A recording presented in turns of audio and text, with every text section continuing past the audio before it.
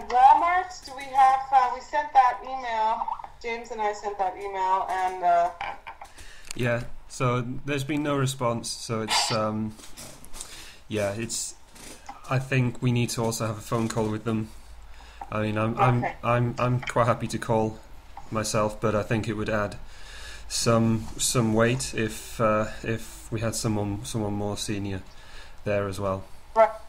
And we do have a contact at Walmart who is not, that's Fernando Campos, right? Right. Walmart? Right. Yeah. Okay. So we do have another contact who's from Walmart who's speaking in our Mexico City visit. So perhaps we need to also try to triangulate with that person. So we need to work on a phone call to Walmart with, maybe we can get both people to participate because the other involved with the Alliant campus, and that can always help. Okay, cool. Yeah. Okay, so I know it's a little frustrating right now in terms of our wheels are spinning. You guys are ready to work, and we're getting. Besides Copert, which they're right in there, and she's a wonderful, responsive person, but. What I do want to emphasize is when you do make the contact, what we're looking at is, and this also applies to Copert, really defining what the objective is. And is the objective, for example, qualitative objective in terms of enhancing their reputation for sustainability of the company, in the case of Copert and their packaging, or is there a bottom line goal in terms of dollars saved by doing it this way?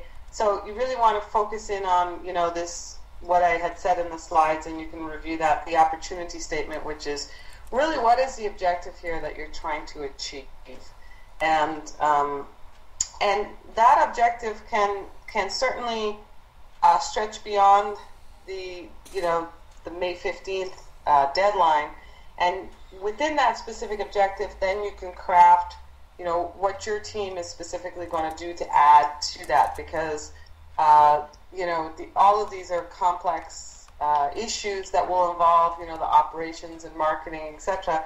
And so, your role as a NAFTA team would be to usually do some kind of research on what some of the opportunities, what some of the constraints are in the environment. Do some kind of feasibility study, something along those lines that could be used as a basis to start the wheels turning for these business new venture opportunities. So that we want to craft something that really looks at specific objectives. That's okay. Yes? I have a question with regards to that. Looking at the opportunities, it's really exciting. But then how do we get to integrate that in the company if, say, for instance, our point of contact is specific to a particular department and is open to working with us, but is not very sure how to get us to the next department? For instance, Copert, our contact there is Pam. She's mostly in the research part. She works mostly with research. And like the marketing and other things, she's not very much in control of that. So even though it's okay for us to work on it, she says she cannot implement in that department. Now, that's an excellent question, Sophia May, and that's part of your job, is to figure that out. Who you need to be talking to for the presentation, for example. The woman I was talking to was Melissa, right? Did you? Okay, so I think she's a little higher up in the chain. So exactly.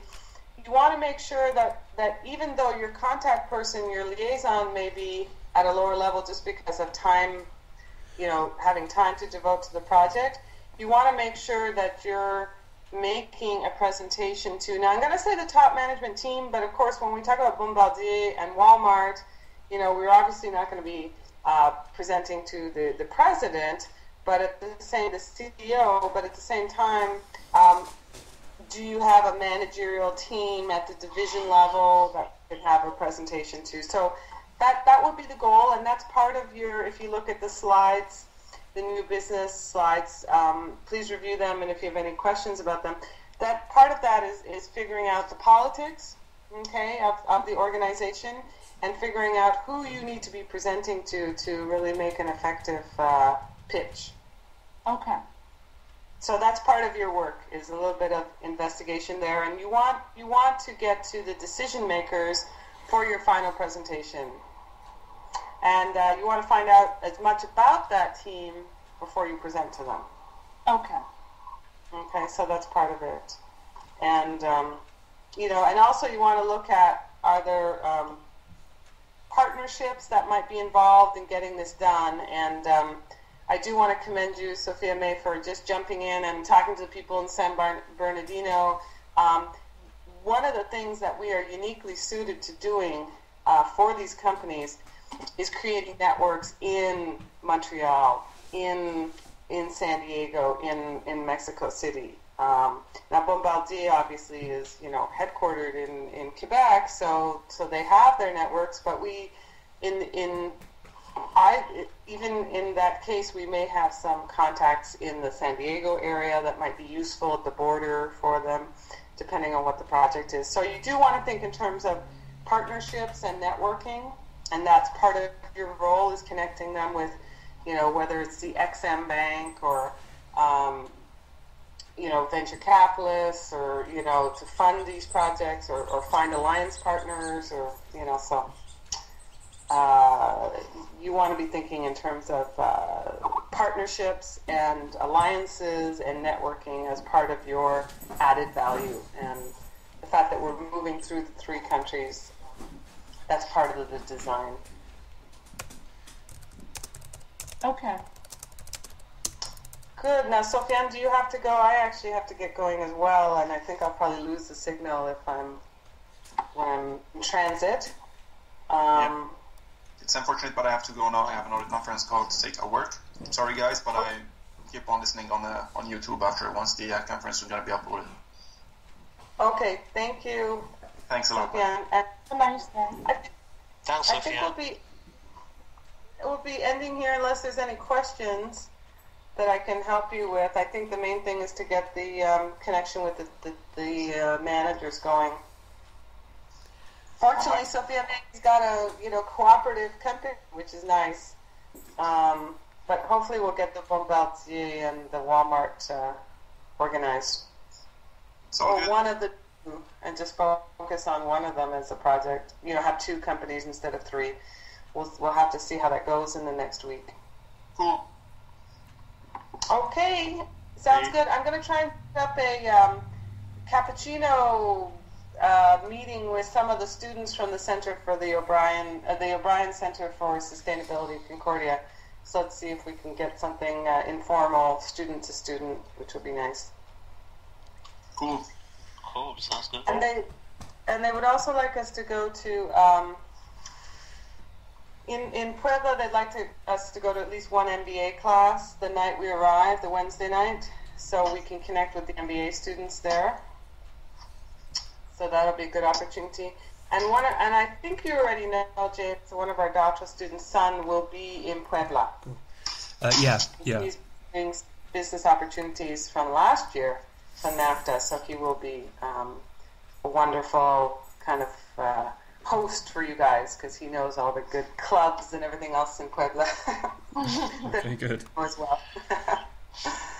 So, okay, well, if there's no more questions, we can end here. Yep. So delighted that you 2 have been collaborating so well on the San Diego week. Patrick, have you been able to register for the courses and set up the deposit, the travel fee deposit? Yeah, I've pretty much done everything, and I went there last week and I took care of everything. Thank you so much. That's wonderful, because I have to book. Well, I booked the Montreal hotels and Quebec City. Those are booked, and I need to book the Mexico City and Puebla. So Puebla is actually reserved already. So we're in good shape with that. Thank you so much, everyone. And Thank you. Next week. Okay. Okay. Ciao. Bye. Bye. Bye. Bye-bye.